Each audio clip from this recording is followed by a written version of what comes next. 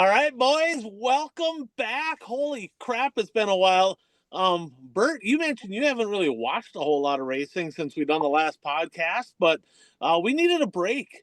Unlike super late model guys, we actually had a little bit of an off season this year, and good to be back. But it was nice to kind of have a little off season, unwind a little bit, kind of recharge. But here we are, One to Go Show, episode 252. As always, former editor of Full Throttle magazine. Bummer to see that thing go, but old racing historian from the Shawano Speedway, Bert Lehman, back in the house with us for another season. Former multi-time pure stock track champion up at the Proctor Speedway. Um, Five-time national champion crew chief. We got Changa in the house, and of course, you got this mouthpiece right here, Ryan Aho. So episode 252, good to be back. Guys, how the heck have you been? What's been going on? Let's catch up just a little bit here. Anything fun and exciting? Changa, it sounds like you had a ton of hockey. But Bert, what's going on over in eastern Wisconsin for Bert Lehman? What have you been up to the last couple months here? Well, right now, while we're recording this on Wednesday night, right now, it is a winter wonderland outside. We're supposed to get 5 to 8 inches of snow here. I'm not too thrilled about that, and it's the heavy wet stuff, but it shouldn't last too long. Yeah, I was telling you earlier today. Since our last podcast, I haven't watched a single dirt race. I guess I just needed a break from it for a little bit. I've actually been doing, been binge watching some TV shows. If you guys haven't watched Landman, that's a very good show. I've heard that. I've that heard that. Now, Chonga's not a big TV show guy. I am probably why I got this belly here watching too much TV. But I've heard a little bit about Landman. I'm probably gonna have to check that out. Yep, Landman, and then I watched the first season of Tulsa King. That's pretty good too. But I'm actually I'm being treated for Lyme disease, so I've been kind of just staying low this winter. I had it back in 2008. It went undiagnosed for several months, so I've had it before, and you know, I'm being treated for it right now, and I'm getting better. It's just it's not fun to have. Let me just say that. Yeah, uh, I so tell you so what. Go I've ahead. been Go ahead. I've been just staying low this winter, taking it easy and not doing too much. And now I'm representing for the NCAA tournament that starts tomorrow, well, on Thursday. So looking forward to that. But yeah, I've been been working on diecast cars too, and just stuff like that. Staying busy. Chonga, did you notice that he didn't say he didn't watch any racing? Bert's kind of transitioning over to an asphalt guy.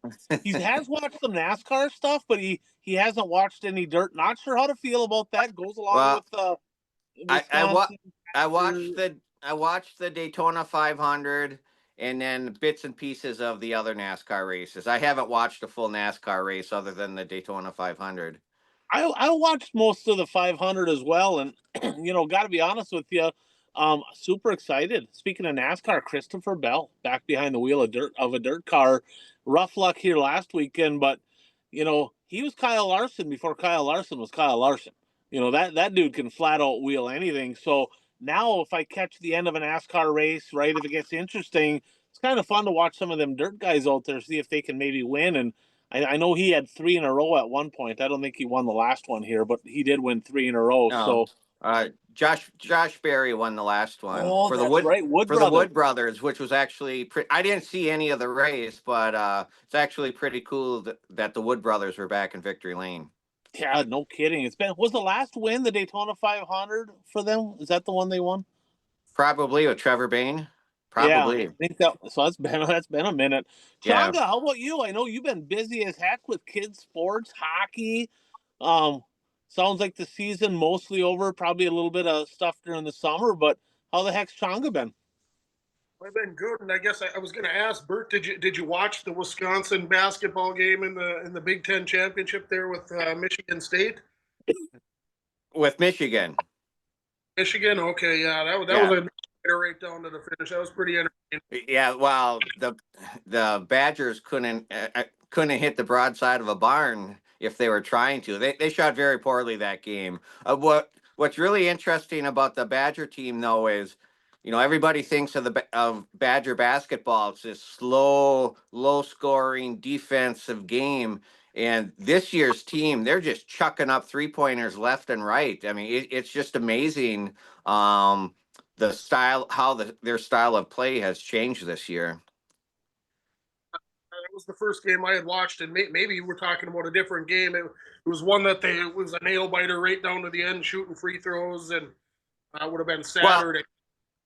okay, yeah, that was Michigan State. They beat Michigan State. Yes, I did not see that game. I was I was gone somewhere. I don't even remember what I was doing, but I didn't see that game. But they played Michigan in the championship game then on Sunday, and they lost that one. Tournament time. I tell you, the best tournament in all of sports, Minnesota State High School Hockey Tournament. That just happened. Second best tournament in all of sports is March Madness. What do Well, you got, Changa? This guy here, we did our one to go show, Minnesota State High School Hockey Tournament uh, bracket challenge, and this guy might have won it. Yeah, I guess you got kind of lucky on that one. You got lucky. I and was to I was eliminated early in that one. I went with my heart instead of like common sense, and I got my ass whooped in that bracket challenge. So, yep, Changa won the brackets in that. Congratulations. and Well, speaking of tournament time yeah, and speaking of tournament time and steering it back to racing, good luck to the Bondwell Bears on Thursday night. Nick Avelink's son plays on that team, and they play in the semifinals of the Wisconsin State Tournament on Thursday night. So they got to win 2 more games to win state. That's one thing with the Minnesota State High School Hockey Tournament too. You watch that, and I catch myself kind of watching to see if there's any racing names out there. And I know Hibbing Chisholm went down there. Congrats to them on a great season. But you see the Rewerts name, the Gabardi name. Those are all racing people. So there's several people in the racing world tied in with that Hibbing team that I know, probably more in the other teams as well. I think a while back, quite a while now, I think Clayton Wagaman maybe went to the state tournament. I think for Blaine, I think he went down there. I could be wrong on that, but I'm pretty positive. If Coach would have joined us, he probably would have known. But he's got other priorities and shit. I guess I don't really know what his deal is. And I probably should have looked this up before the show, but I know Chris Ortel is a he listens to our show, and Marshfield also made it to the made it to state this year in Wisconsin. I don't know if any of his kids are playing on that team or if he has any relatives or anything, but if he does, good luck to them also. Well, he's a stud race car driver from Central Wisconsin. Probably 3, 4 kids he doesn't know that are his are probably playing. Just kidding. Don't be getting no divorce here. Just kidding. Just kidding. All right. Yeah, he is a fan of the show, and we're a fan of the 51. Of course, his dad was a great racer as well, Butch Ortel. So a little shout out here. One of our sponsors, Impact Health Sharing.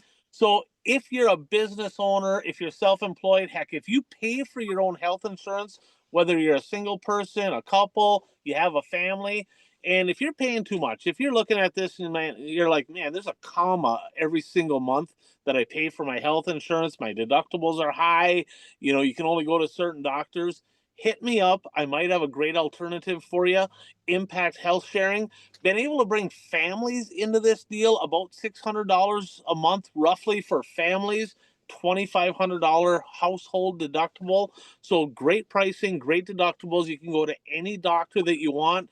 They got dental, they got vision, they got a pretty cool plan in there. If you go to the gym, if you do different things like that that are health and wellness, they'll actually give you $150 a month back, kind of a bonus deal. So you can get affordable health care by just reaching out to me, 218-969-1380, or hit me up on Facebook. That's Impact Health Sharing. So guys, what do you say? Let's just jump into the deep end right away, right? Let's just jump into the deep end. Let's start with a little bit of a hot topic.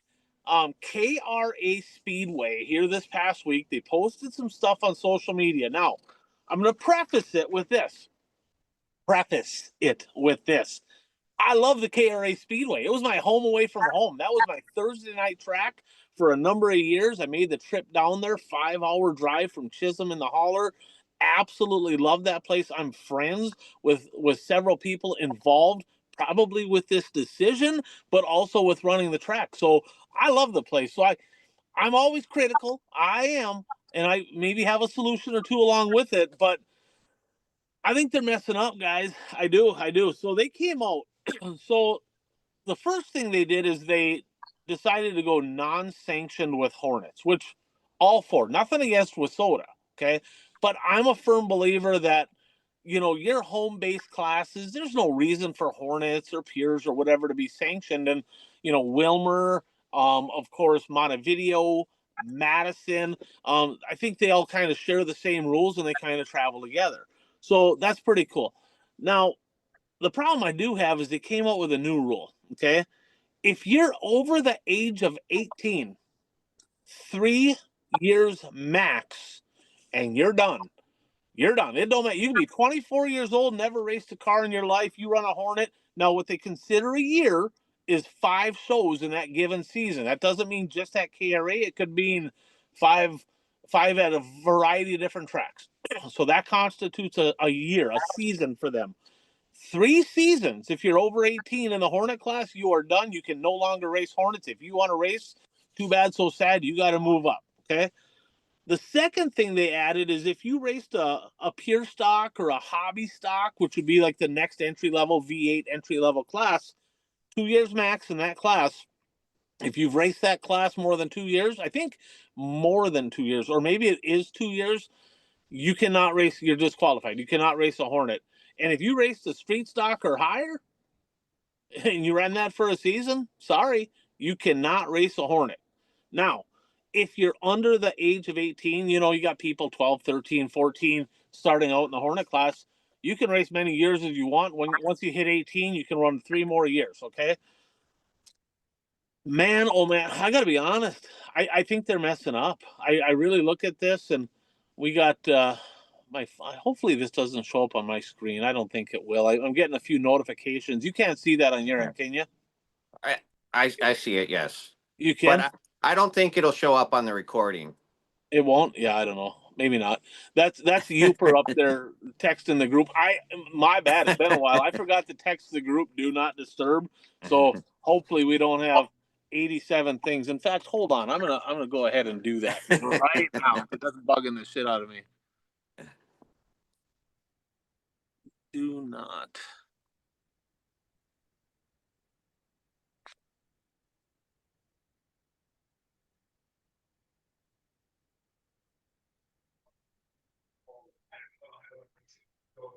All right, there we go. We are back. All right. Hopefully that gets through and everybody stops texting. All right. So sorry about that. So if you're under 18, you can run as many shows as you want. Last year, okay, I'm looking at this, Bert. The Hornet class is the entry, they call it an entry level class. They call it a starter class. We're going to get to that. I don't believe there is such a thing. Okay. Last year, all season long, they had a total of 12 drivers race at least one show in the Hornet division at the KRA Speedway.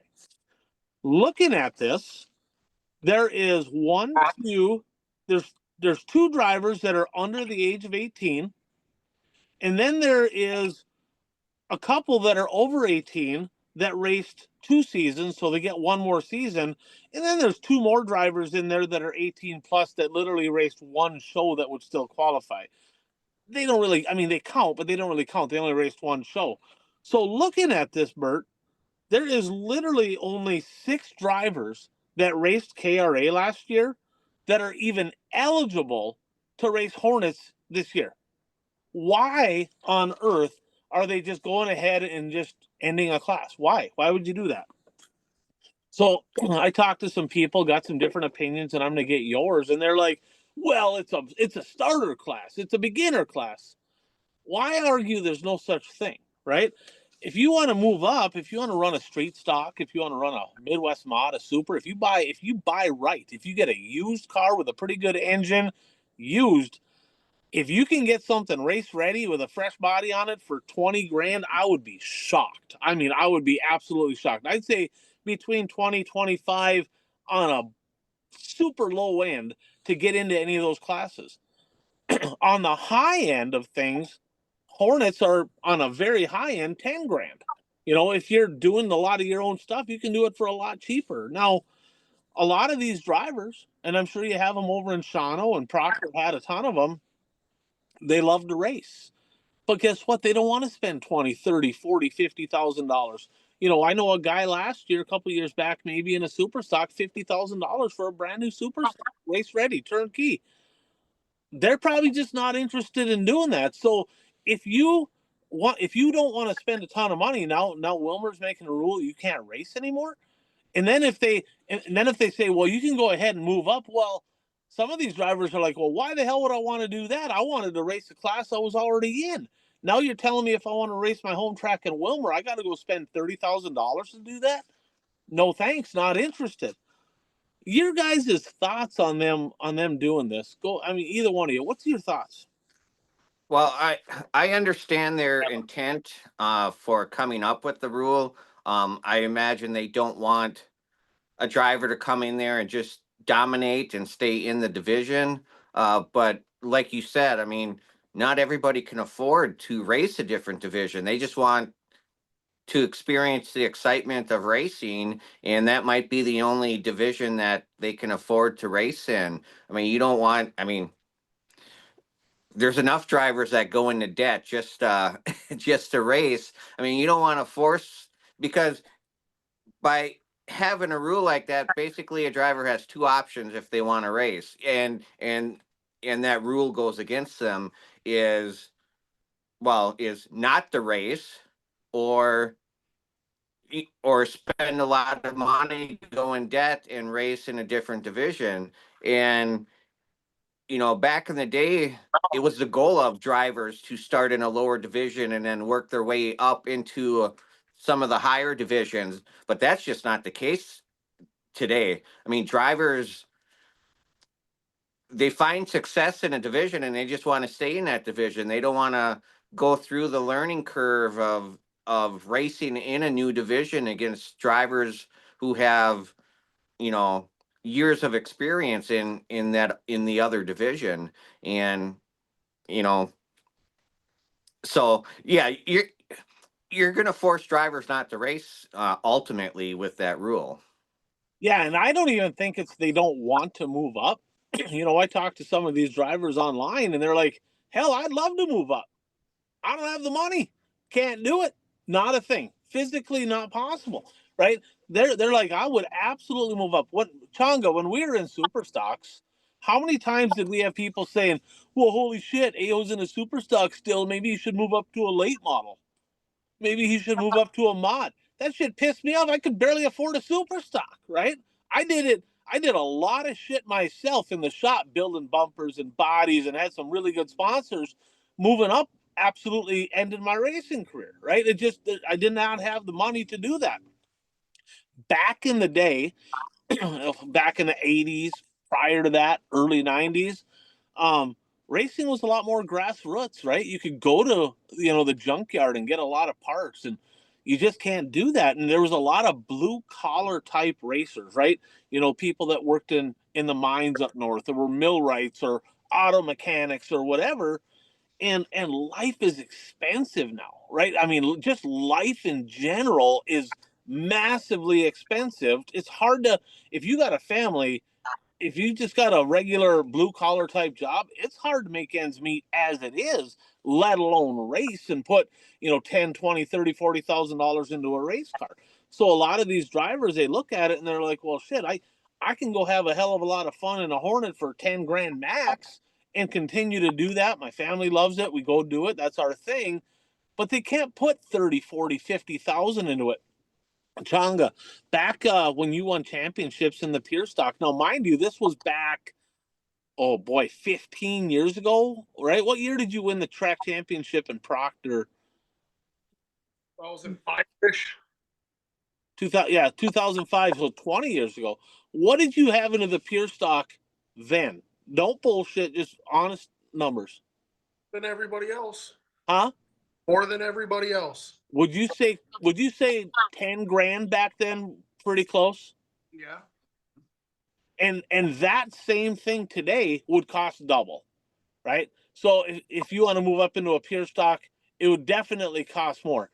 Now, did you want to race a late model at some point, or a modified, or a super stock? Still do. Right. And that's the thing, right? If they would have forced you and they said, hey, you have to quit, and you decided to give it up, you had different reasons or whatever. But the fact is, you raced what you could afford. And that's what people do. Kenny Wallace came to Hibbing a couple years back, the old Herminator.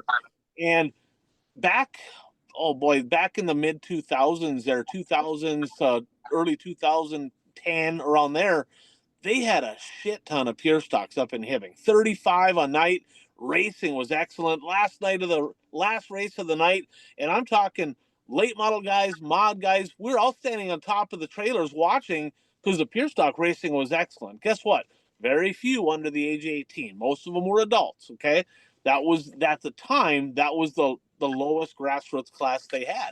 Well, the fact of the matter is, Kenny Wallace got into one of those cars. He went out raced. He's like, I got to be honest, that was freaking fun. He drove an El Camino, and then he did a Facebook Live, and somebody says, when should a person move up?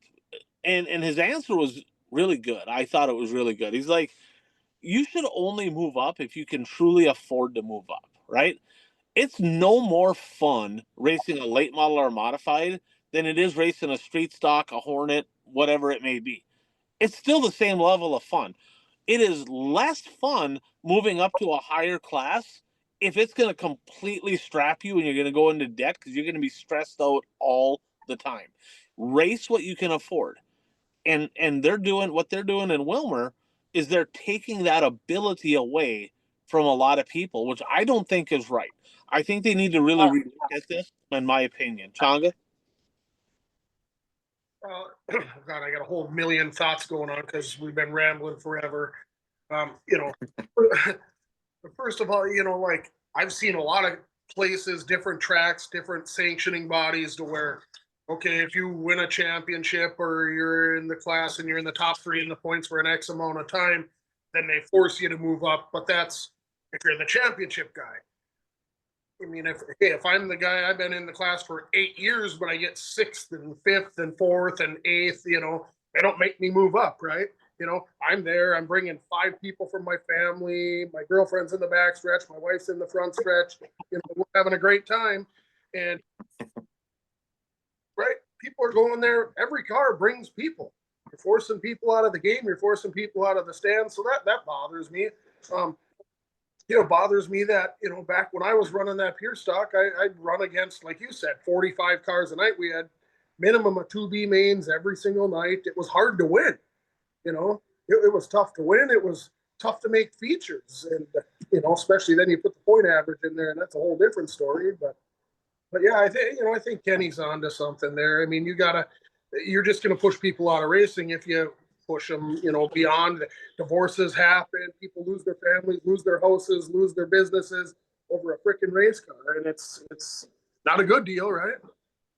The one track that has it figured out in Wissota, Bemidji, right? That is the most grassroots racetrack there is, right? And different clientele of people look at it differently, which is okay. That's perfectly fine. But if you're a late model person, a mod person, you look at Bemidji and you're like, it's just a hillbilly track in northern Minnesota. It's not even, all they got is a bunch of clunkers. It's not even real racing there. Well, guess what? They got a great culture, right? They look at what Bemidji has is they look at the demographic and they're like, we don't have a lot of people around here that can afford to be in a late model and a modified. That's not our bread and butter. Our bread and butter is the grassroots classes, mini stocks, Hornets, Mod 4s, pure stocks. They have them all, right? And guess what? Here's the thing too, is those entry level grassroots classes, right? They typically bring more of their own fans with them than late model people do that travel to get there, or modified people do that travel to get there. So Bemidji has it figured out, and Wilmer, I'm telling you, if they do this, it's just a bad deal. Sycamore Speedway in Illinois, guys. That's the closest track to me. I went there quite a bit the last few years here with my buddy Dave Dulciak and Brian Dulciak as well. They have non-sanctioned. They got a limited late model class, a street stock class, a pure stock class, 3 classes. They get 16, 18 cars roughly in each of the classes. They don't have, I mean, they do have some late model shows and such, right? But on a weekly basis, that's what they get. Now you think Fairbury, right? Oh, Fairbury, right? America's dirt track, one of the most awesome places in dirt racing. They have lates, mods, they have street stocks, right? They have all these top classes. Sycamore gets way more fans than Fairbury does on a regular night of racing. It ain't close, right? So all these people saying, "Oh, these classes don't matter." Well, they do matter. So the people racing what they can afford is always going to be a thing. And people racing what they can't afford, unfortunately, is also going to always be a thing. But don't force people's hands and cut your own throat in the process. So, man, I feel bad. I do, because I, like you said, Bert, I think they got good intentions with what they're doing. I think, right? I think they kind of have in their mind, they feel like they're doing the right thing, but we just don't live in a world anymore where people start out in a Hornet and they move up to a street and they move up to this, and that's not the world we live in, right? You take, I let's just face it. There's a lot of people out there. Mom and dad maybe own a business. They got a little bit more money. They get their kid that wants to jump into a car. They start out in B mods. They start out in limited late models. They start out in super stocks, right? So it's not, Hornets is not necessarily an entry level class. It's just a grassroots class. And quite honestly, it's one of the only ones we have left. So it's not just made for kids, it's made for everybody. And I think they got to fix that. Changa? So I was reading Facebook today, and I believe it was our buddy Lauren Inman put something interesting on there, and something along the lines of back when we started racing, him and we raced against each other, had a lot of fun. You know, your beginner classes, you'd get to the end of the year, there was no $500 to win special. Once the regular season was over, the beginner classes were done. And so all these guys that were in the beginner classes that looked forward to, hey, I can do a Labor Day shootout, or I can do a Northern Nationals, or what have you, that was their, I guess, drive to move up, was so they could race in them higher profile races. And that's something to be looked at, where you're having, now we were in Hibbing, we got $250 a night to win for Hornets this year. That's more than we were making for a super stock in Proctor when we were racing. I mean, it's a different world we live in for sure. And you got invites for 10 grand to win for Hornets and pure stocks, and 100 grand for stock cars. And Well, Well, go ahead. I was just going to say, me working in the media, I interview a lot of drivers, and just as an example, I mean, Shawano Speedway's comparable division to the compacts would be the 4-cylinder class. And I interviewed a driver who multi-time track champion at Shawano Speedway, won several track championships in a row. And, I asked him, if his goal was to eventually, race in a different division. And he said, I'd like to race a stock car someday, but this is all I can afford right now. So, I mean, if that rule was in place, you'd have a multi-time champion who wants to race sitting on the sidelines because the rule was against him racing in that division. And Changa, you brought up, well, if they win the championship, then maybe. Well, I think that if you win the championship, they still can race. But if you want to put a 2 championship limit on it, and then you're not eligible to be the track champion anymore, that's, or for a couple years or whatever, that's fine. I still don't think, even if they won the championship, they should be axed from the class. I think that's a bad deal, because Bert, you hit the nail on the head. I mean, a lot of people already have quit racing because they can't afford it. That's just a thing, right? I mean, car counts are down everywhere. That's a thing. You can't you can't eliminate drivers from racing a class they can afford. That just makes no sense. Well, Just my opinion. and you started off this discussion by listing the number of drivers at have raced in that division there, and you said there's only 12 that have raced in that division. Now, I could understand if you had 25 to 30 cars and, you weren't hurting for car count, but I mean, 12 cars, you're kind of hurting for car count a little bit. 100%. Yeah, I really don't understand what they're thinking here. It makes no sense to me. Let's give a shout out to one of our sponsors here, Fastlane Motorsports and Powder Coating up in Ashland, Wisconsin, home of the Galloper chassis. Chris and the gang up there, they do a great job, right? They service a lot of different racetracks. They're the parts vendor at Superior, Proctor, Ashland. I mean, you'll see them all over the Northland. They do custom fabricating, powder coating, sandblasting. I mean, they do a lot of stuff. If you need parts, safety equipment, tires, that is your go-to for sure, is Fastlane Motorsports and Powder Coating. Of course, they are also the proud sponsor of the #1 series in all of Wissota Racing, the Northland Superstock Series. They continue to be the title sponsor for that as well. Chris and the gang, give them a call. If you need parts, they're going to take good care of you. That's Fastlane Motorsports and Powder Coating up in Ashland, Wisconsin. Well, I guess while we're on a hot topic, we might as well move on to another. So this one was, guys, my phone blew up last week, and I wasn't really paying attention. I'm like, what's going on, right? And this came from a number of people, and they're like, Casino Speedway's having a tri-state late model race. I'm like, who gives a shit, right? I like the tri-state series. Mike's a great guy. He does a great thing for racing, and I think the tri-state series is a great deal. And then they're like, well, you're not understanding here. Like, oh, now I get it. So let me lay this out for you guys, and I'm going to ask you if this is a conflict of interest and what you guys think. So I'm going to lay this out. So Casino Speedway's in Watertown, South Dakota. And in South Dakota, two of the biggest Wissota supporting tracks in the history of Wissota was the Dakota State Fair Speedway in Huron and the Brown County Speedway in Aberdeen. Both of them have held the Wissota 100. Aberdeen was a Western. Terry Volz, still promoter at Aberdeen, was actually the Wissota president and then the executive director of Wissota. These are staples in Wissota racing, okay? When you look through the state of South Dakota and you look at late model specials now in 2025, they're all tri-state. Aberdeen, Miller, Huron, right? Huset's, right? All these tracks, they're all tri-state. Casino Speedway, they're the one track left that has a Wissota Late Model Challenge Series event. That's it. Only one, okay? All the rest of them are tri-state. There have been numerous Wissota Late Model national champions and great drivers come from the state of South Dakota. Cole Searing, Chad Becker, Kurt Gelling, Kent Arment, Doug Dinger, right? These drivers are all South Dakota late model drivers that won natties.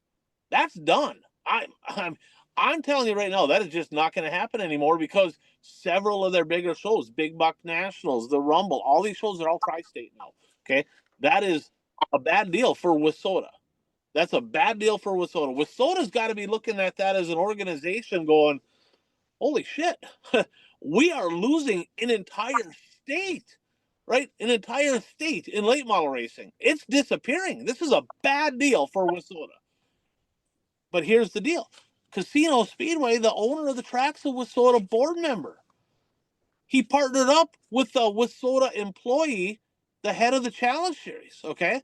And together, those two are having a tri-state late model race. Direct competition. Tri-State has literally come in and taken over the whole landscape in the state of South Dakota, and they're sitting there going, well, holy shit, let's have one here too. If there's anybody in the state of South Dakota, right, that should not have a tri-state race, it's the track that has a Wissota board member that owns the track. They talk about us, oh man, you just bang on Wissota all the time. We don't support Wissota. Clearly, you don't support yourself. What are you thinking? This makes no sense to me, right? Absolutely mind-boggling. They should be on the flip side of that, calling up these tracks and saying, look, Aberdeen, right? Look, Huron, you guys are Wissota staples. Let's not have this tri-state deal. Let's get a Challenge Series swing over here instead. But no, they're joining. They're actually putting the knife to their own throat is what they're doing over here.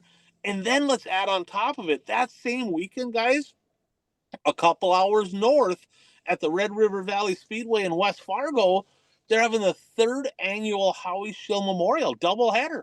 Well, several tracks up there took the weekend off. Grand Forks takes the weekend off, late models. Devil's Lake takes the weekend off. I-94 doesn't have late models that weekend. Why? Because that is a big race. Howie Schill was a big, big presence in late model racing in that region. And out of respect, those area tracks, they said, look, hey, we're not going to, you do your thing. We're not going to run against you, right? Well, lo and behold, a couple hours south, those drivers, by the way, if there was nothing going on that Saturday, would be heading up to Fargo, right? Because it's good money up in for that race. But they're running a tri-state race at a track owned by a WISSOTA board member, partnered up with a WISSOTA employee. Unbelievable. Your guys' thoughts? Well, it would appear to be a conflict of interest. That yeah, yeah. That, like you said, I mean, if the director of the challenge series is part of this tri-state promotion for that track, I mean, yeah, maybe he should be working a little bit harder to get the get a challenge series race there. Um, you know, yeah, that's definitely a conflict of interest. And the thing is, I mean, I don't remember all the details of this, but didn't somebody get kicked off the WISSOTA board because they had a USMTS flag hanging by the or something? That was certainly part of it. That was certainly part of it. That gentleman, right? We don't need to get into names. He had a USMTS flag hanging on his camper at the WISSOTA 100. USMTS is a traveling series. Tri-State Late Models is a traveling series.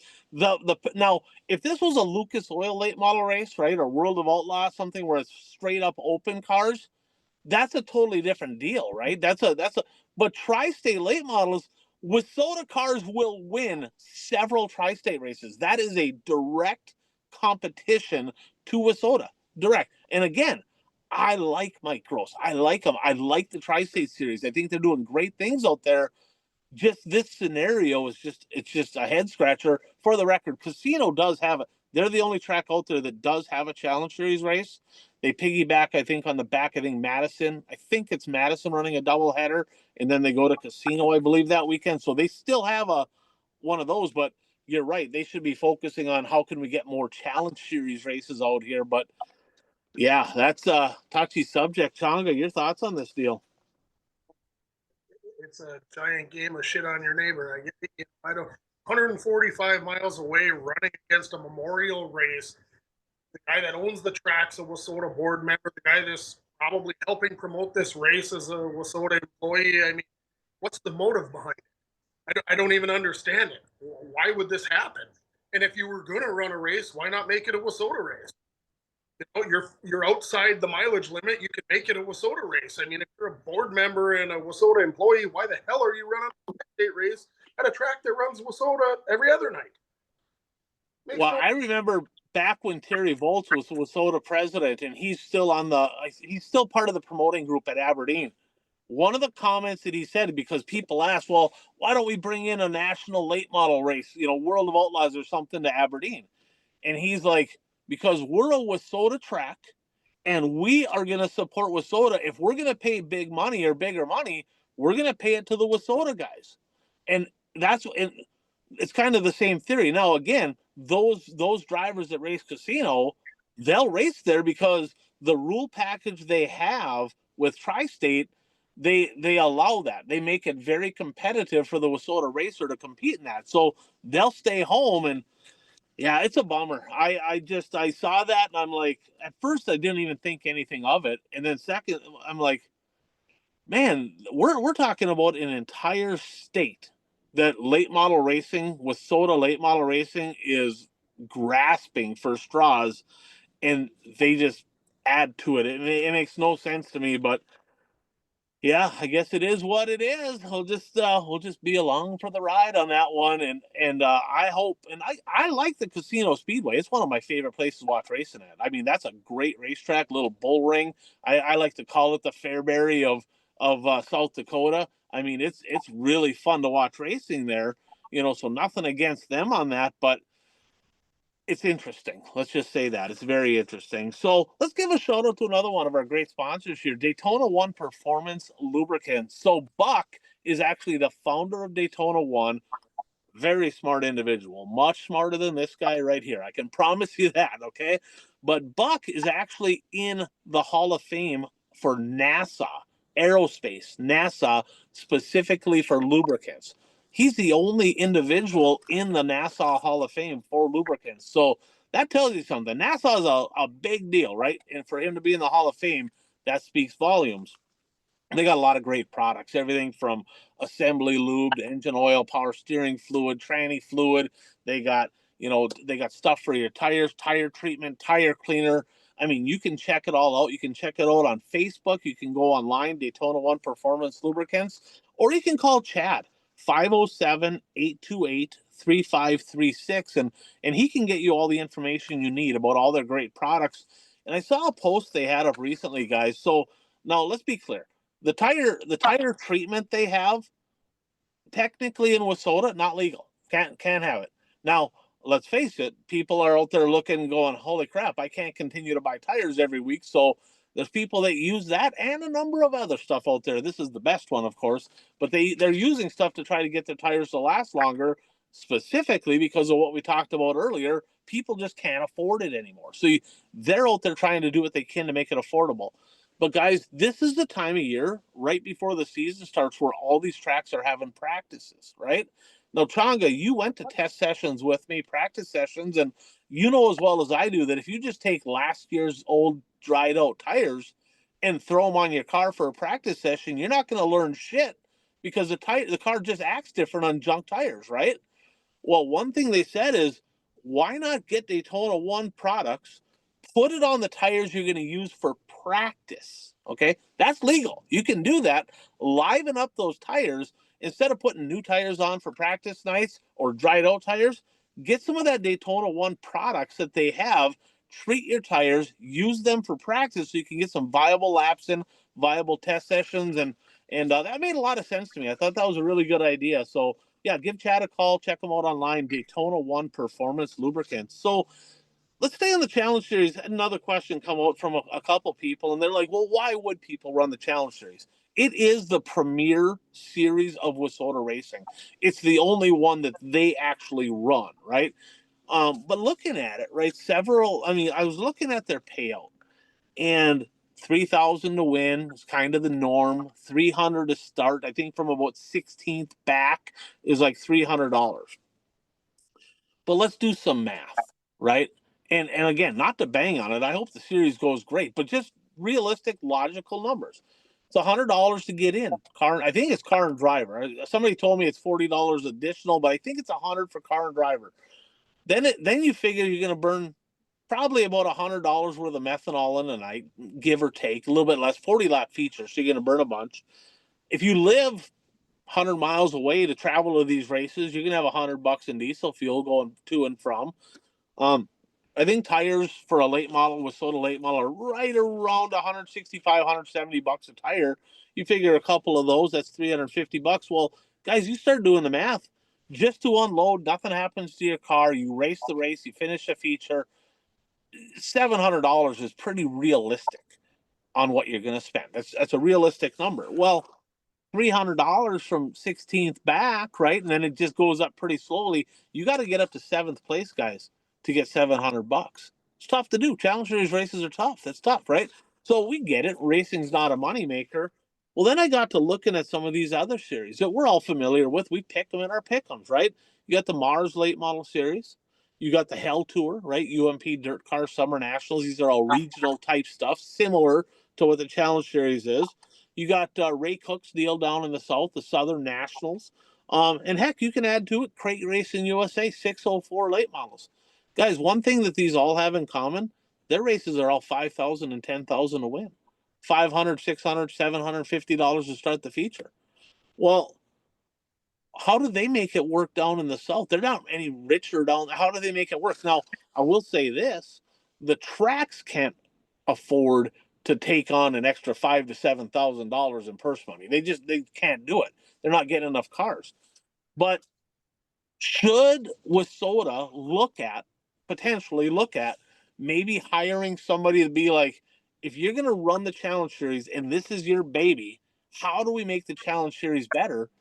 Make it $700 to start. You should at least get your money back if you break even. If you make the feature, make them 5,000 to win, 700 to start. I mean, they had a little bit of bump in pay last year, but the pay is so outdated compared to what it costs to race today. And I talked to a number of drivers, and they said, look, we have a lot of Challenge Series stops in my home area, so I'll race it because I don't have to travel too far to a lot of them. But last year, Bert, how many late models from the state of Wisconsin followed the whole Challenge Series? 5. One, Joel Bennett. The Franks didn't race in all of them? I don't think they Okay. raced all of them. I All don't right. think. I think they missed at least one. But you used to have a bunch of the Cedar Lake, Menominee cars, right? And now you look at South Dakota, right? Cole Searing, of course, champion, right? Cole Searing followed it, but that's because he got off to a super good start. But with all them tri-state races in his area and a lot of money on the line, he's got to be looking at it at the beginning now going, why would I go do the Challenge Series when I got all these tri-state races right here, right? So I don't know. I think they got to, Well, it takes some that's work, but I think they got that's to up the ante. that's the tough part with the traveling series is the cost to travel. You have to make it worthwhile for drivers to assume that cost, and you know, and nowadays not just the cost to travel, just everything. Like you said earlier in the show, everything is expensive. So it's tough to travel, and um, obviously a better payout would be better for the drivers and possibly get more to follow it. Tonga? Well, I can tell you last year, I mean, the guys that were following it, even if you're eighth, 10th in the points, they just want to get to that last race at Ashland for 20 grand to win. And, hey, I'm going to start in the front of a heat race. If I can win the damn thing, I'm starting the top 8 or 10 of the feature and have a chip chair and a chance at 20 grand. Yeah, and that's not happening this year. That's not a thing this year. So that you're exactly right, though. There were several drivers that was the reason they followed it. Now, again, it's still the premier series in our area for late models for sure. But the fact of the matter is, and again, I will say this: I couldn't say this any louder. You can't put it on the racetrack to try to get another $5, $7, $8,000 to put into this purse. They got a whole season to take care of, and you can't take away from all the other WISSOTA classes and just put all that money in the Challenge Series. I think that would be bad. But I think maybe down the road they should look at, hey, let's hire somebody that their only job, pay them on commission, their only job is to generate some money to enhance the nightly purses for the Challenge Series. Now, does that mean you'd have a ton more cars following it? I don't know. But I think it would just be better for everybody involved. Well, and another reason you can't put it on the tracks to cover that expense is unless the challenge series could guarantee which drivers are going to show up, you can't expect the tracks to take that extra expense because fans want. If that were the case, fans would want to know. Well, the tracks would want to know which drivers are going to be there so they could promote it and try to sell more tickets. Well, and let's add to it, right? July 19th, and we'll talk about that in a minute. The Challenge Series is running head to head with the Dwayne Mader Memorial, which is paying $10,555 to win. Hopefully, they can figure out how to rearrange stuff there. I don't know if they will, but that's going to take a lot of Wisconsin cars, and they're going to be like, "We ain't missing that." Kidding me? Like, Right. we're not missing. So, yeah, there's some stuff to be done, but yeah, let's jump on to the next topic here. I mean, we're right around the corner, right? We're mid-March now. Northland racing starting soon. Racing, there is no off season. There was for us, right? But there's no off season. But I got a little hypothetical for you guys here. Let's have a little fun. Let's do a little something different, okay? My buddy JR loves the snake drafts. I'm going to shout out Purple Daily. Bert, you're probably a fan. Dano's a fan, right? That's a big Vikings podcast. I mean, you guys should probably check that out. Okay, but they do a snake draft of the week, and they get kind of out in the weeds on some stuff. But we're going to do a little snake draft here. JR hates the snake draft on that show, maybe because it's not tied to racing. This one is, so bear with me. So let's say that you have somebody move into the area. They're a race fan. Maybe they're from Texas, right? Maybe they're from Florida, whatever. They move up into I'm going to call it the Wissota region, Minnesota, Wisconsin, the Dakotas, right? That neck of the woods. And they move up and they're like, all right, Bert, Changa, I'm a race fan. I don't know most of these tracks. I got a track kind of close to me, but I can go hit a handful of races this year. Which races, if I could put a handful of races on my calendar, which ones would they be? Okay, what should I put on? And let's do just a 4 round. You pick which races, and we can't double up. So we'll go. We can go any order. Changa, you want to go first, and we'll go Changa, Bert, then we'll go me, and then I'll do the turn, and we'll just do a snake draft. But this is the 2025 Your Top 4 Must See Events as a fan in I'm going to call it the Wissota region, right? The Wisconsin, Minnesota, the Dakotas, that area.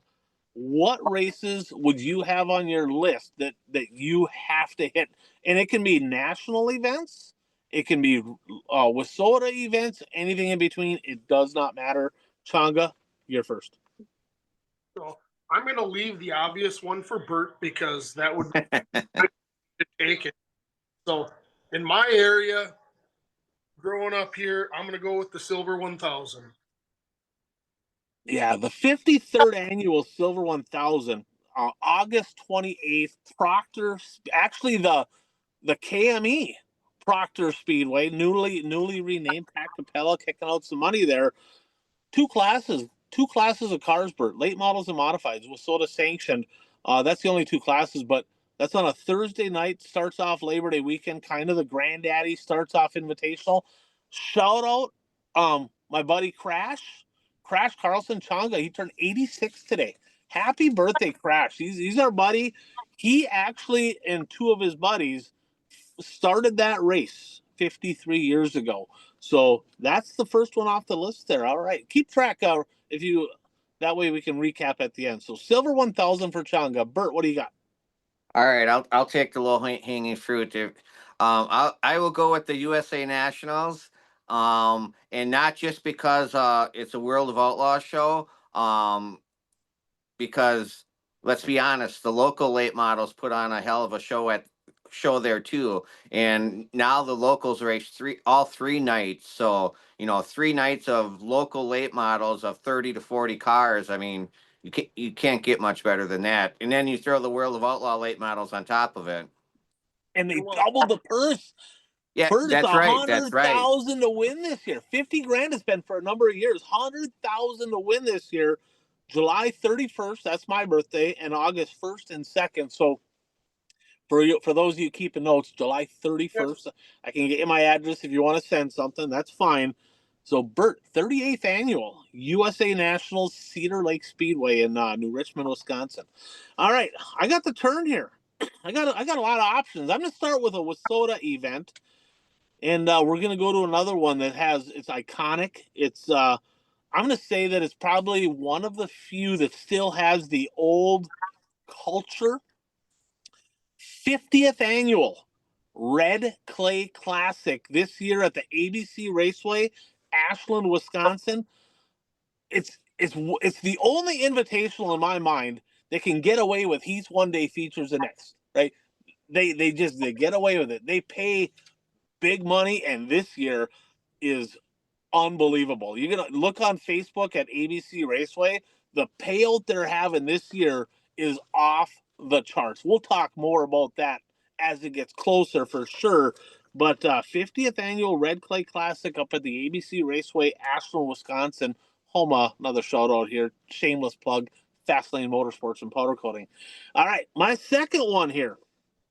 We're doing snake. All right. Okay. Yeah, we're doing snake. I'm gonna go. You're gonna steal. I know it.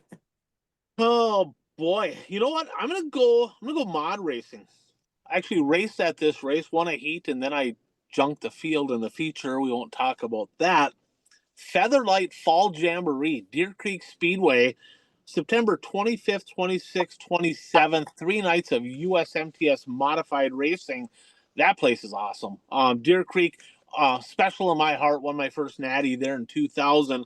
But I mean, you'll see the best of the best in USMTS racing. A very, very established event in the modified ranks. So we're gonna go Fall Jamboree, Deer Creek. All right, Changa, back to you. No, it's Bert. No, it's me. Oh, my bad. I'm Um, skipping you again. I have never been to this race, but it is on my bucket list. I would like to get there some year. The John Seitz Memorial.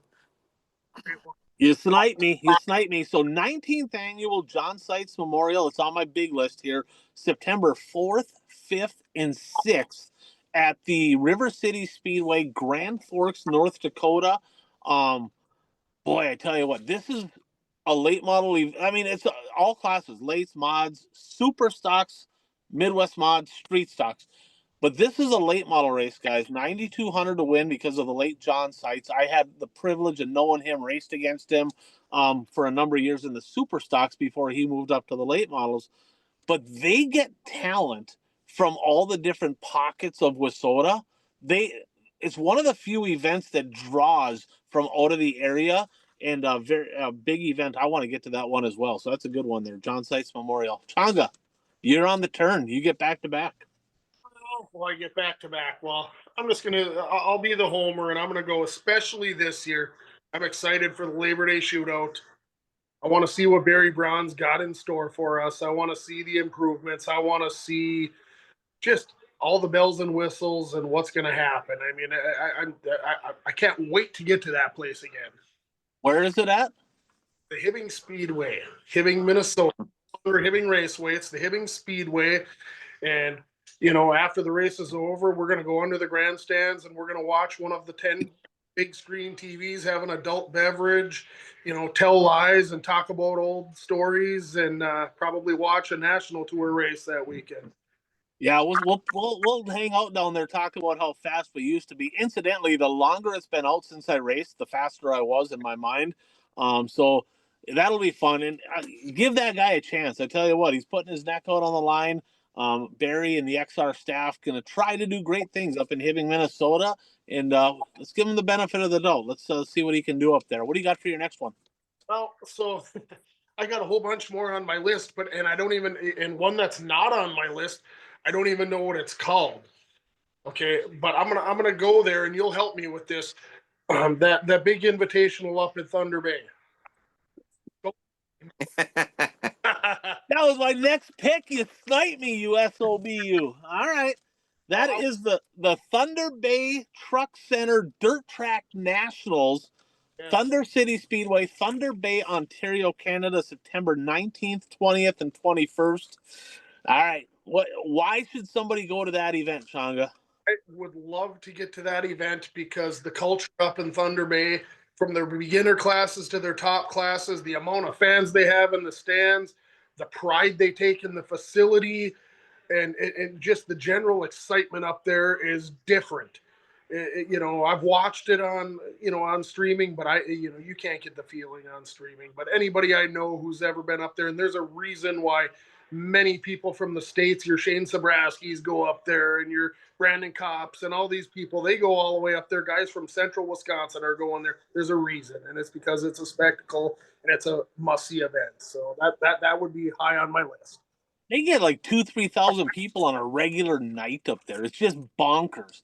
Bert, the winner's share of the split the pot, I think, averages like $6,000 a night weekly on a regular show. It's crazy. You're right. I want to get there for sure. I keep saying that. We got to make that happen. All right. That would be. Was that? Are you done, or you got one more? That's three for me. That's three. That's three. All right. Bert's turn. Four each. I'm gonna go with a race that has a long tradition behind it. and it's a race that I attended probably for 15 straight years when I was in MJ McBride's pit crew, because he would race in it every year, and that would be the Punky Manor Race of Champions at Red Cedar Speedway in Menominee, Menominee. Wisconsin. That's another one of those races. Heats one day, features the next, but it's an old established event back in the 80s, right? That was one. It seemed like it was the silver Labor Day shootout. You had the Northern Nationals, Russ Larson Classic, the Wissota 100, and then you had the Punky Manor. And yeah, that's a big one there in Menominee for sure. Definitely worth checking out. All right, so I'm on the turn here. It's I get two in a row and then I'm done. So I am gonna go. I'm gonna go a little something different. I'm gonna go street stock racing. The street stock Little Dream, Tuesday, July 29th at the Rice Lake Speedway, Rice Lake, Wisconsin. A very unique event, right? This is an event where it starts out, I don't know exactly the number, maybe 1,000 to win, but then Chris Steppen, FYE Motorsports, and his staff, they start generating revenue, getting sponsors online, and they do a hell of a job with it. I don't know what the record number is, but it's north of $25,000 to win for a Wissota street stock race. It's unbelievable what this event has become. You have some of the best street stock racers that Wissota has to offer. And a part of me is like, man, I wish the street stock and the IMCA stock car rules were just closer together so we could kind of tie them all together for this event. But if you're a fan of full bodied stock car racing, street stocks at Rice Lake for the Little Dream needs to be on the list for sure. And then my last pick here, I am gonna go. I am gonna go. Oh boy, you know what? I think I'm gonna have to. I'm gonna go to Mississippi Thunder Speedway, and I got a coin toss here between two of them, but I think I'm gonna go with the modifieds. And this is no disrespect to Barry because of the whole split and all that. He's got some cool shit happening. He started this whole deal. But the modified world championship at the Mississippi Thunder Speedway, May 28th, 29th, and 30th, $100,000 to win. One of four big, big money races. The first one, of course, this weekend, Salina High Banks, 100 grand to win. Got the big deal, 125 grand to win, a 50 grand to win deal in Texas. But this one right here, 100,000 to win at the Mississippi Thunder Speedway. And why I wanted Mississippi Thunder Speedway is a place that if you haven't been there, you got to get there, right? And there's a lot of different promoters, different styles of promoters out there, and no disrespect to any of them, they all do their part and they're all trying and putting time into something that they're probably not getting much out of financially. But this place here, they go above and beyond every single year to figure out how can we make racing better? How can we make this place better? What can we do better? They're so hungry down there in Fountain City, Wisconsin, that this and another event on the schedule that's probably worth checking out. But Mississippi Thunder Speedway is a place that you definitely got to check out, and this is a race that I would pick to go to. All right, Bert, it's your turn again, right? Yes. All right. I gotta include one from Eastern Wisconsin. So I'm going to include Coach's favorite race, the Clash at the Creek at 141 Speedway, 10,000 a win, modified show. And what is cool about this event is, I mean, this event has been going for around 15 years or so, but it draws modified drivers from all over the country. I mean, if you've attended all of them, you got to see Ricky Thornton Jr., late model king today, win three straight Clash at the Creeks at 141 Speedway in a modified. Uh, Ethan Dotson, he's raced in at 141 Speedway in that race. Dylan Thornton, he's raced in that race. So you get a lot of big. Terry Phillips has raced that race lots of times. You get a lot of big hitters come racing in that race, and that's really cool. They do a lot of really cool shit. They get a really good crowd, a really good car count on regular nights as well. But Mm-hmm. they they do it right. They got big specials for, I guess, the three top classes: stock Yep. cars, sport mods, and modifieds. But yeah, Coach didn't really like the format. I didn't see a problem with it. They got some good racing. It's technical, it's slippery, but there's some people that came from pretty deep in that deal last year. I think on day 2 for sure. All right, Changa, bring us home, buddy. What do you got? I mean, there's so many left, right? But this year, and this is only this year, we got 125 grand to win at Ogilvy for a mod race. That's unheard of. And what I mean, what more? There's nothing bigger. That's the biggest one. That's the one. And it's 25,000 to win for B mods. Mm-hmm. When we get closer to that, it's interesting what they're doing with the B mods, but it's still 25 grand to win. 125 grand to win A mods, 25 to win B mods, July 24th, 25th, 26th. The big old Ogilvy Speedway, Ogilvy, Minnesota, definitely worth checking out. So I guess I had it. What do you guys have on your list? Just one more quick little synopsis. I had the 50th annual Red Clay Classic. I had the modified world championship, the street stock Little Dream, and the Featherlight Fall Jamboree. Changa, would you have what we're here for? So I had the Go for 50. I had the World Outlaws at Cedar Lake. And then I'm trying to be a homer a little bit, stay into my region. So I had the Twin 25s. Huh? Really? I call bullshit. You did not have. I don't think you had any of those races actually. You had Thunder Bay Truck Center Dirt Track Nationals. You had the Labor Day Shootout. You had the Silver 1000. All right, so he's trying to do honorable mentions here. All right, well played. What do you got, Bert? What do you have? Oh, I had the USA Nationals, Punky Manor, Sites Memorial, and the Clash at the Creek. I tell you what, there's so many more, but those are some good Well, events right there. you know, you know, you notice what event we didn't have on our list? 100. The Wissota 100. Nothing against it. It's a good event. It is. Yeah, It's it's been a good around for a long event. time. It Yeah. just doesn't have the prestige that it used to have.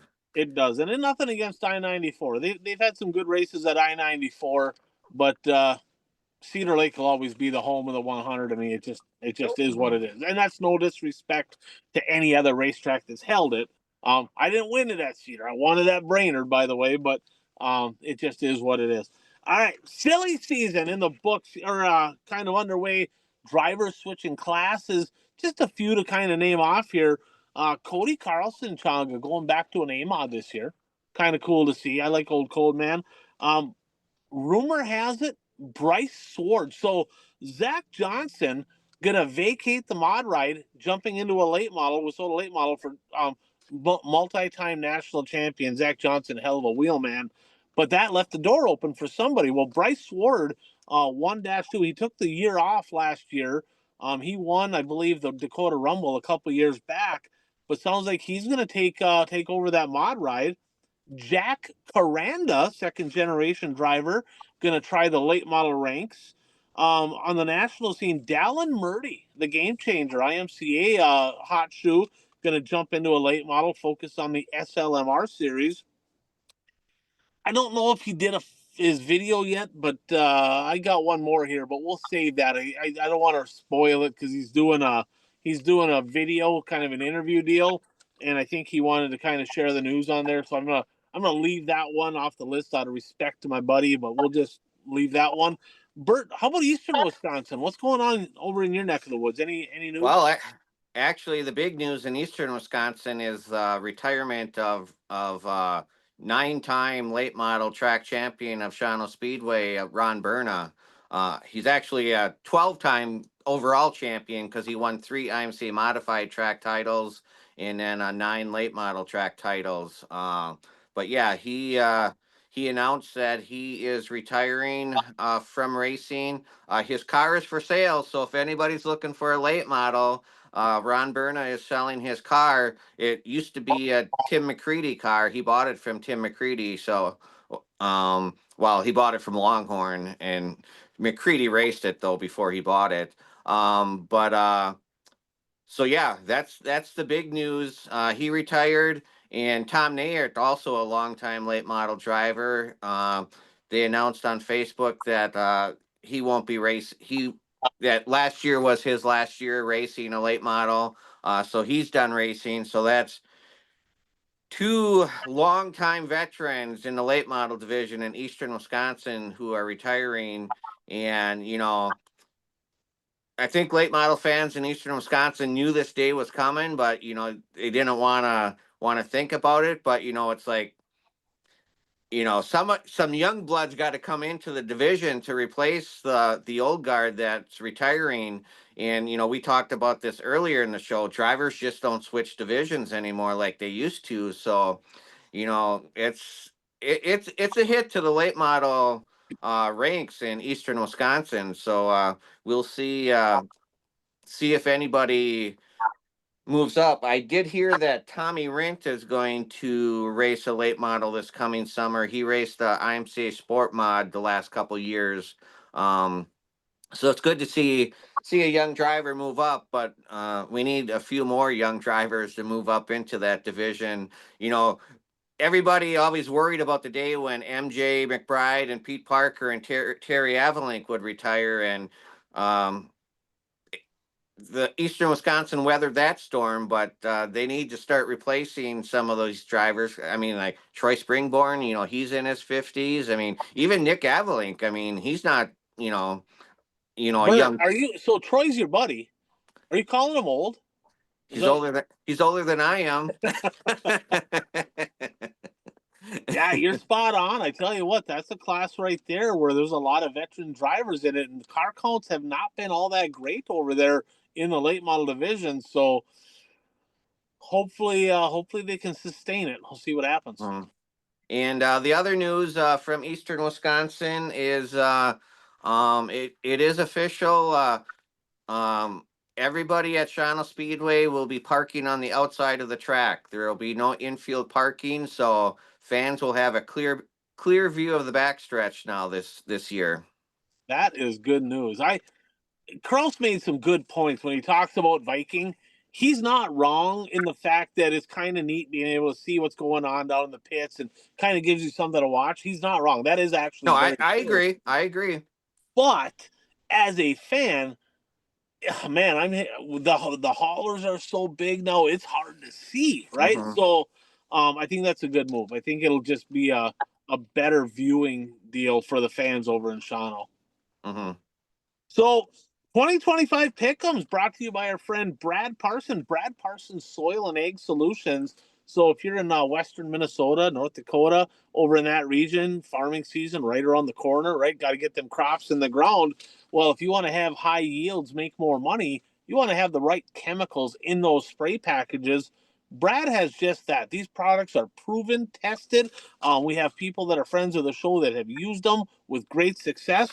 Give Brad a call, 320-219-3542. Brad Parsons Soil and Egg Solutions. So we added a few people. We got J.R. Tardy, Josh Waltz, a couple buddies of mine joined the group this year. We're a couple months in. Coach has a 2-point edge over me right now, even though he's vacant here today. Gonna ding him for that one. But Jeff Crowe's coach, he's leading. I'm second. Changa, you're 6 behind. You're in striking distance. My buddy Dano, he's fourth. Our defending champ, Rain Man, he's fifth. Worker B in sixth. Uper, Bert, you got some work to do there, buddy. You've been struggling. You ain't been watching any Yeah. racing. Just seems to get you around. Then we got Man Bun Yeah, Dan, it shows, Josh. doesn't it? Yeah, you guys are down there. Man Bun Dan, we got the two rookies, Josh and JR, kind of struggling a little bit. And Bromance and Beefcake rounding out the group here. Want to give a shout out Bromance here. Mike, good buddy of ours, lost his mom here just a couple weeks ago, and I know they had the funeral. So, thoughts and prayers, of course, with Mike, his family. Definitely tough to lose a parent, and yeah, it's a bummer to see. So, hang in there, buddy. We're all here for you. So it's a shout out to my buddy Mike. So this week, guys, we're picking got a handful of races we're gonna pick. We're gonna do something different. We're not gonna go over all of our picks and do that all, but we are gonna do one thing. We're picking World of Outlaw late models, Lucas late models, high limit sprints, World of Outlaw sprints, all the big ones. We're gonna pick the Anna modifieds as well. The question is this though: what race specifically this weekend, right? What race are you looking the most forward to, and why? And we're gonna go in this order. We're gonna go Bert, me, Changa, just so I can snipe Changa here because I know what he has. So Bert, what with this weekend? What race are you looking forward to most, and why? Uh, Actually, probably the race that's going on right now because we're recording this on Wednesday night. Because the high limit sprint car race, because Kyle Larson and Corey Day are racing in that race. It's the only race this week that both of them will be racing in. So if you want to see the NASCAR drivers, because Day's racing NASCAR now, it'd be tonight's race. And that's Tulare, California, Thunder Bowl, right? Out in California. And Christopher Bell's been running, but he's not there tonight, from what I understand. So we're probably gonna be able to get done. It's is it 9 o'clock? Is it 8:45? Is that time it is? They don't even start till 9 o'clock. Oh yeah, it's in California, so Yeah, so we'll be able to jump off here, catch the racing action here. So we'll check that out. I just snipe Changa here. I'm taking that on a modified race at Salina High Banks down in Oklahoma. I think it's Oklahoma is where it's at. 100,000 to win for modifieds. And and there's some hitters, right? I mean, you got Strickler, you got the Chisholm boys there, you got Sanders, you got the Thriller Cade Dillard, you got Jake O'Neill. Jake O'Neill, Mason Ziegler. I mean, it's a who's who of modified racing. But Is here is is what Dillard going there? he is. He's skipping World of Outlaws? He is. He did a video with Barry from XR, and he Okay. kind of banged on the old World Racing Group a little bit. Not happy with them. Worth listening to XR Plus, and then anything that XR, YouTube, so on and so forth. Okay. He interviewed Cade Dillard, and Okay. Cuz Cade kind of talked about why he's not going. And let's just say this: apparently, they got together with the racers, made some promises that they're going to be smart about weather. Right? They don't oh, want drivers traveling across the country for one show. And he's like, they did it in Florida already this year where they had to go for one show. They did it this past weekend at Smoky Mountain. Everybody and their brother knew, right, that it was going to rain out on Saturday.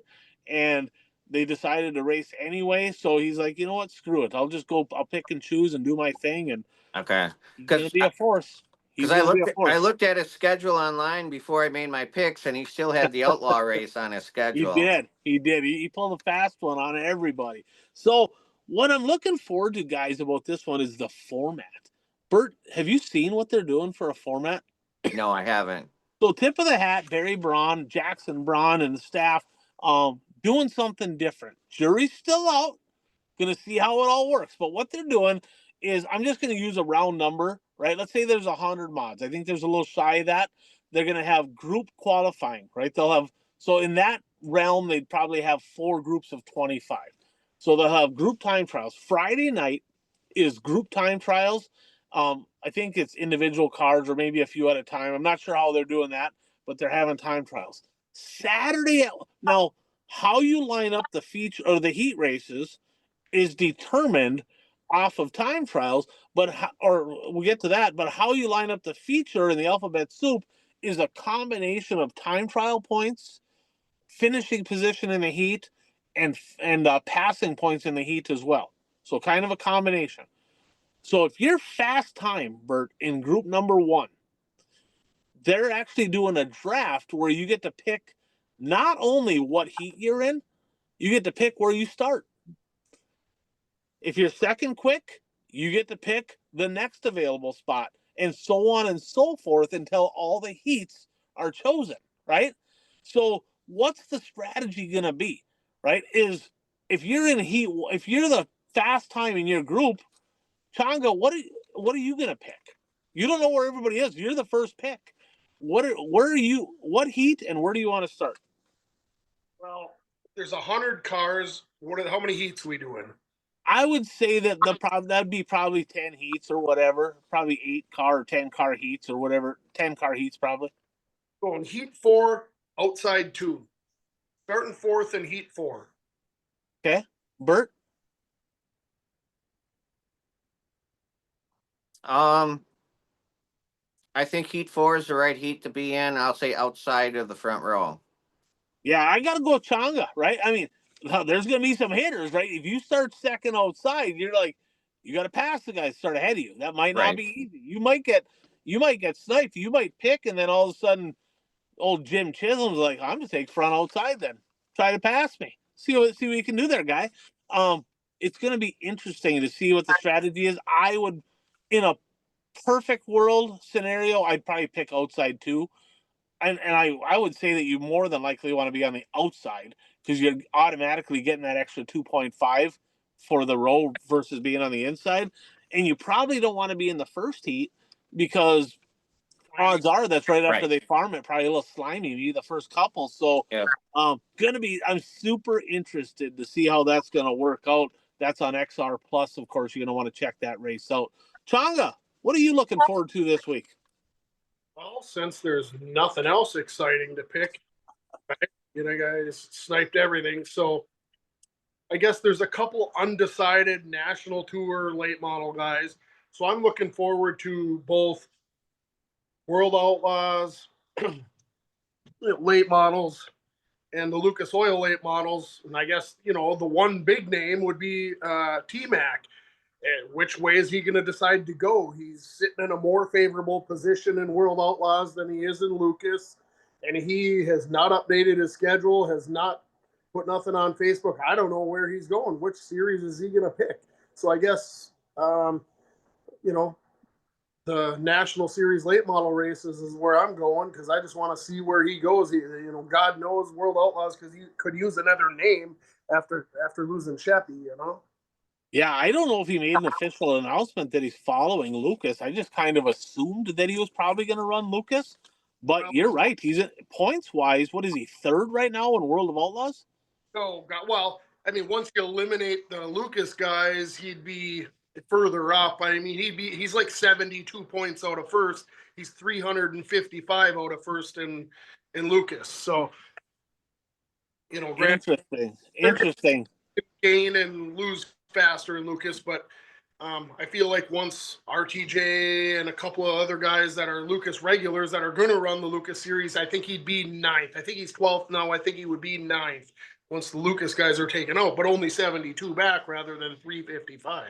Okay. So yeah, World of Outlaws are at Swainsboro Speedway down in Georgia, and then the Lucas Oil late models are at Atomic Speedway, Chillicothe, Ohio, Brownstown Speedway in Indiana. So definitely a lot of racing happening this weekend, and things are starting to ramp up.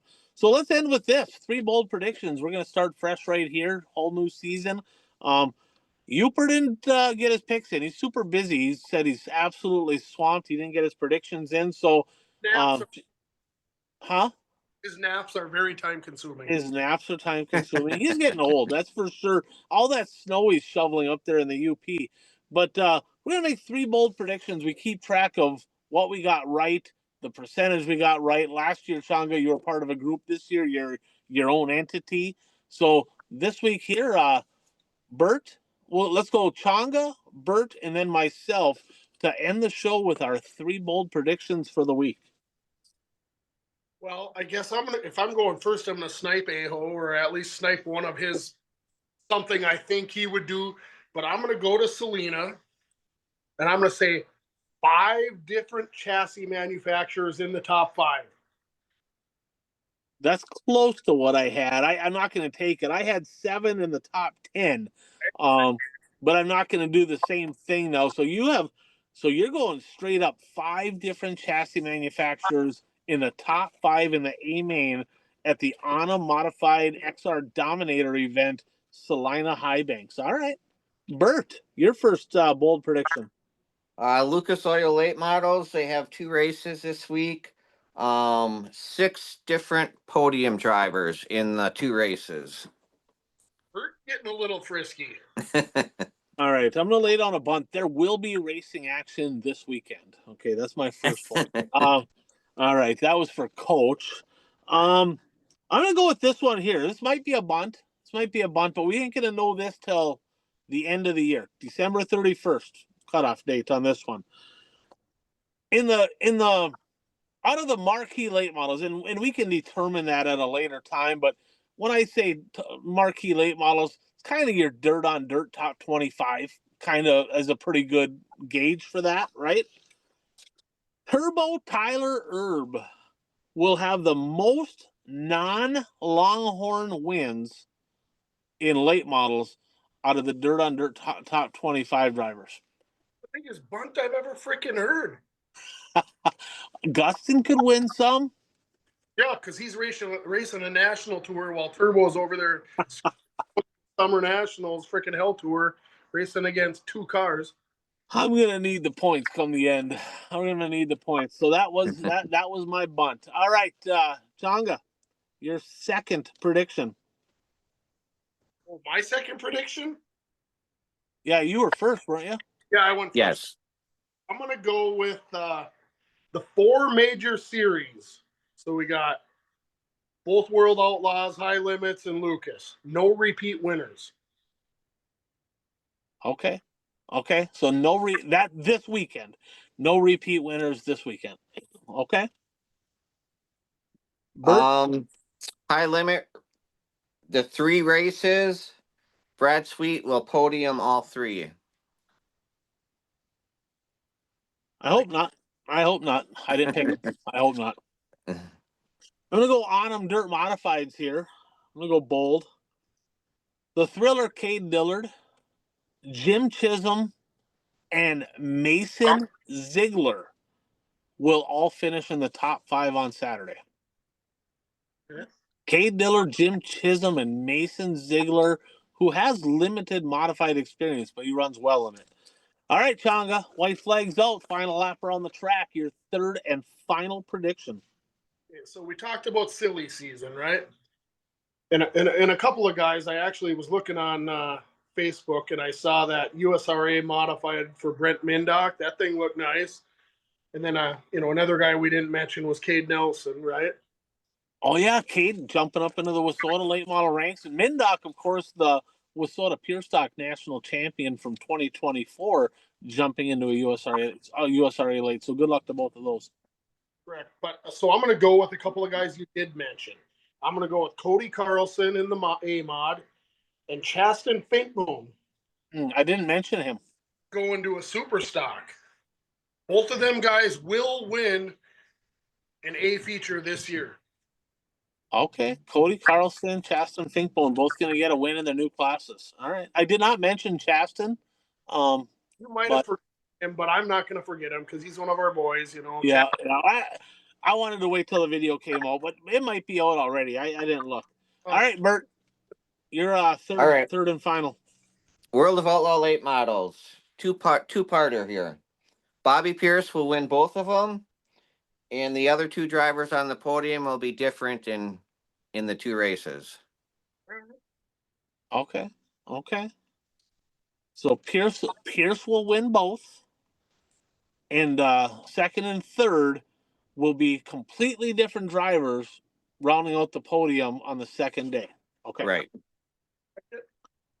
I'm going to go high limit sprint car racing, and I'm going to go.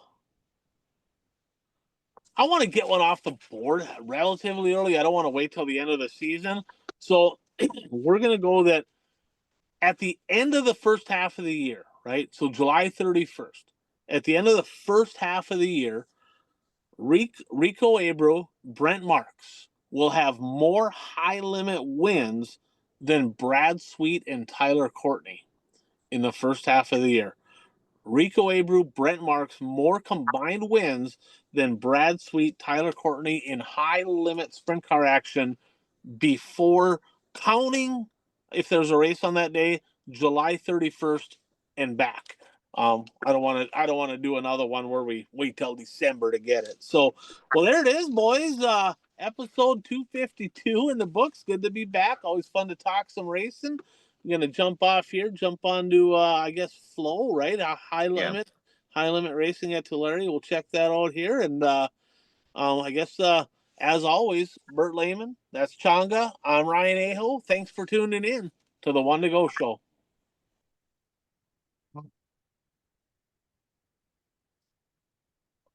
Are you guys there?